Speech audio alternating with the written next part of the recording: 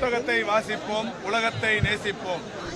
ஒரு நூலகம் உருவாகும் பல சிறை கதவுகள் மூடப்படுகிறது என்று தொடர்ந்து முத்தமிழறிஞர் கலைஞர்களால் சொல்லப்பட்டு வந்தது.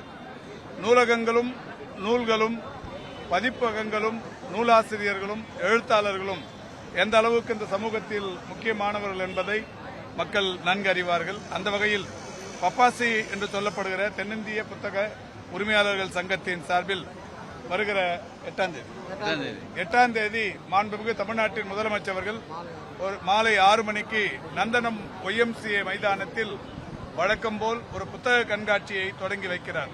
அந்த புத்தக கண்காட்சியை பொறுத்தவரை இன்றைக்கு தொடர்ந்து இந்த அரசு பொறுப்பேற்றதற்கு பிறகு முத்துவேல் கருணாநிதி ஸ்டாலின் முதலமைச்சர் என்கின்ற அந்த பொறுப்புக்கு வந்ததற்கு பிறகு தொடர்ச்சியாக மாவட்டந்தோறும் புத்தக கண்காட்சிகள் நடைபெற்றுக் கொண்டிருக்கிறது.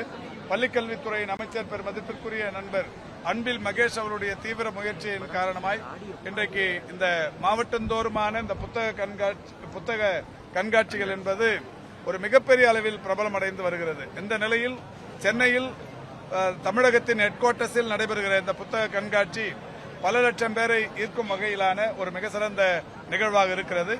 இதை மேலும் விழிப்புணர்வை ஏற்படுத்துவதற்கு இளைய சமுதாயத்தினரிடையே புத்தகங்கள் வாசிக்கும் பழக்கத்தை உருவாக்குவதற்கு அவர்களுக்கான விழிப்புணர்வை ஏற்படுத்துவதற்கு தற்பொழுது ஒரு நடையத்தான், இது மாரத்தான் இல்ல, ஒரு சின்ன மினி வாக்கத்தான் ஒன்று நானும் நம்முடைய பள்ளிக்கல்வித்துறை அமைச்சர் இனிய நண்பர் மகேஷ் அவர்களும் பெருநகர சென்னை மாநகராட்சியின் வணக்கத்திற்குரிய மேயர் அவர்களும் பப்பாசி அமைப்பின் நிர்வாகிகளும் பெருமதிப்பிற்குரிய இனிய அண்ணன் திரு நக்கீரன் கோபால் போன்றவர்களும் இந்த வாக்கத்தான் நிகழ்ச்சியில் பங்கேற்க வந்திருக்கிறோம்.